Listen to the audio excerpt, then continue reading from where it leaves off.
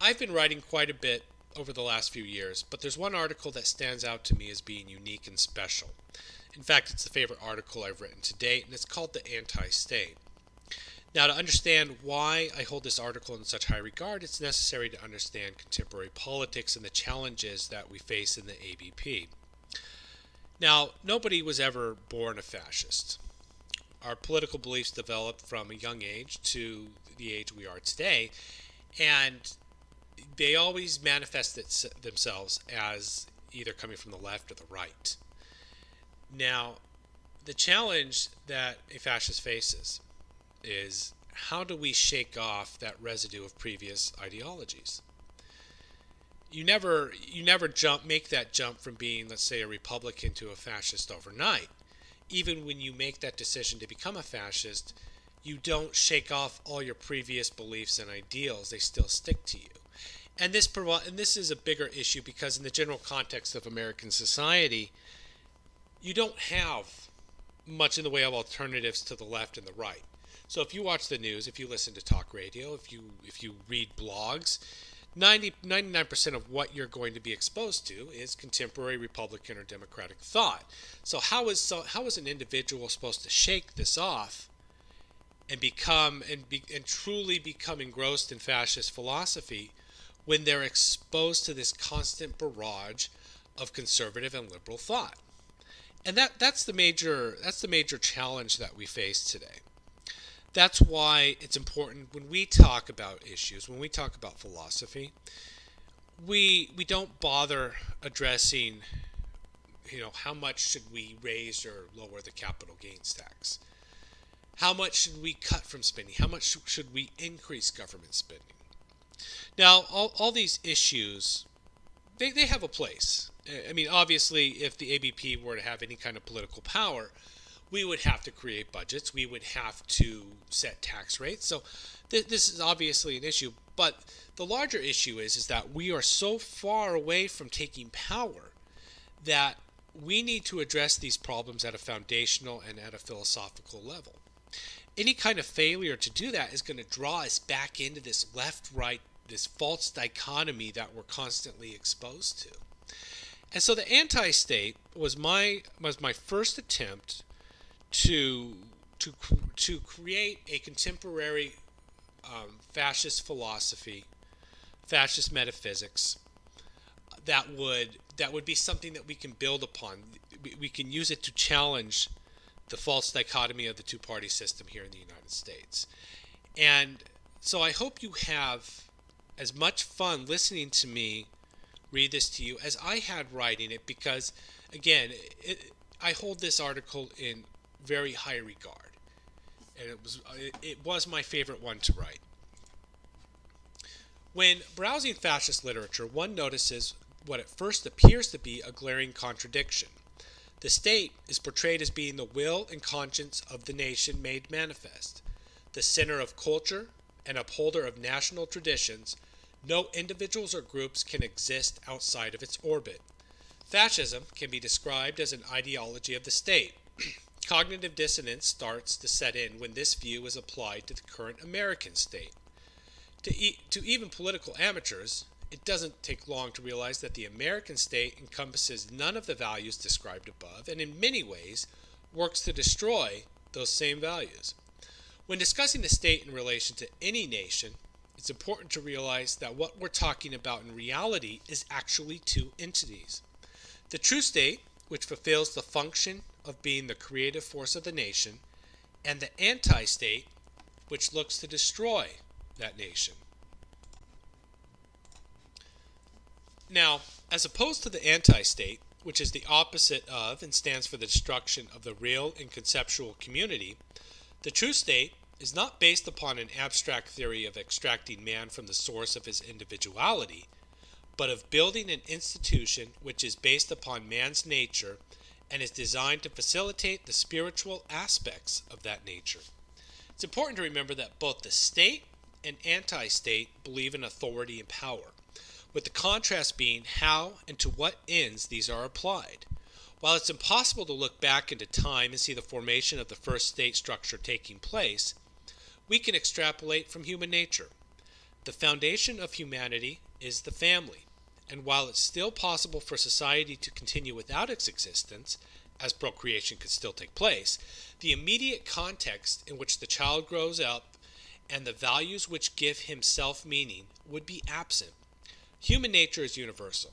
We all urge for meaning and value in our lives, to be part of something greater than ourselves, and while this drive exists in each of us, it will manifest itself in opposite poles. The family exists as a hierarchical institution. The desire of the parents to have their children grow into strong moral adults is innate and takes the form of a hierarchy of authority, with the father and mother establishing rules and norms by which the children are required to obey. As the family unit expands and the needs of that unit become greater, the parental authority starts to devolve to an extent upon the older brothers and sisters, aunts and uncles, etc. It's through the enforcement of these rules and norms that the child begins to see that life has a greater meaning than just self-happiness. He sees that his well-being is contingent upon the well-being of the group/family, that punishments applied for breaking family rules while being unpleasant exist not out of a sadistic desire of the parents, but for his own benefit and spiritual development. He sees that his own good exists only within the family hierarchy. The family institution, through its raising of children and providing of support, is the beginnings and the foundation of the state. When the family grows to a certain size, where rule by one household becomes unmanageable, the formal structure of the state manifests itself. The state is the values and norms of the family made manifest into an institutional framework. While the family is the source of meaning to its individual members, the state becomes the source of meaning to the collective families which compose it. Through their interaction with the state, those families become a nation. In the Western world today, we see the rise of something which has existed at times throughout human history but has never been able to become predominant: the anti-state. Just as it sounds, the anti-state is the opposite of the true state. It does believe in power and authority, but it uses that power and authority in opposition to human nature. Whereas the state is an outgrowth of the family and looks to build upon that structure while cultivating our best instincts, the anti-state, in the name of freedom, sees the family as a barrier to be overcome and something to be liberated. This ideology plays itself out on a daily basis in modern American society, and while the law progressively seeks to emancipate us from our obligations and duties in order to give us the ability to do whatever we please, the more this turning away from the true nature of the state in actuality enslaves us all the more. While there has lately been a proportional relationship between the size of government and the rise of the anti-state, this is not a concrete equation, but more so from adherence to a mistaken concept of the nature of the state. The size of government doesn't equate to a gain or loss of freedom.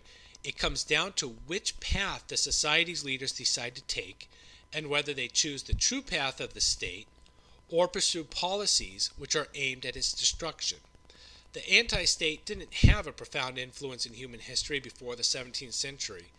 Its appearances were limited to abuses in governmental power, primarily connected with greed and the enrichment of individuals at the expense of the community. This has been an issue since the dawn of time, and when discovered, an opposite counter-movement would always rise in opposition. But beginning in the 17th century, this defect in governing was given ideological cover and justification through the Enlightenment, reaching its height in the United States as deriving its authority from God. One of the main tenets of Enlightenment thought is the social contract, a theory which extracts man from his social context and applies rationality and moral worth to the individual independent of the context which gives him that rationality and self-worth. It is then from these faculties that the individual comes together with other similar individuals to form the state as a means of securing property. Instead of the state having a positive purpose derived from human nature and the family, the social contract imputes to it the purely negative function of protecting wealth. The advocates of this theory view freedom in a purely formal way as the absence of government restraint. To protect property, it becomes necessary to take away a certain amount of freedom. This view holds that freedom is a purely individual construct. That man in a state of nature, absent community, government, and family, finds his full amount of freedom. Contract theory is an ideology of the individual. Contract theory is the ideological foundation of the anti-state. We see the deleterious effects of the anti-state play itself out on every day in America. Never before in history has the government been as intrusive and active as it is today, and at no other point in American history have people been as unsafe as they are currently. It's important to keep in mind that the anti-state is neither more nor less active than the true state. Where the difference lies is in the intended end of its policies. Living in cities from Chicago to Detroit can involve risking your life by simply walking down the street. Life has become meaningless to many residents of these areas, and while the government is not the one pulling the trigger, through its policies and prescriptions, it's causing the disconnect people are feeling towards their nation. The structure and meaning individuals receive from the family unit is non-existent in many households, as the divorce rate in the United States is approaching 50%, and in many poor areas, it's even higher. This leads to a situation where the mother has to work full-time and the child is left to the care of daycare employees, who, while for the most part being good people, can't give the care that the family does. Not able to receive the meaning that everyone seeks through the family, the young individual seeks that meaning through gangs, sex, and drugs. Instead of recognizing this as a national emergency that in reality it actually is, the government celebrates the fruits of their policies as representing a more tolerant, diverse, and caring society while giving lip service to the importance of family unity, but offering nothing, absolutely nothing, in the way of policy solutions.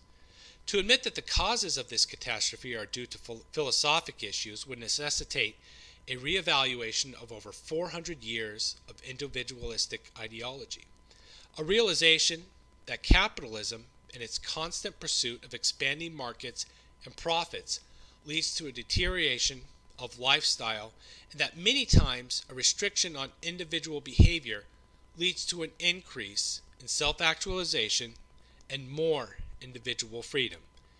If we wish to stop the decay of the society in which we live, and have an eventual rebirth of a new society in its place, a reevaluation is exactly what is needed.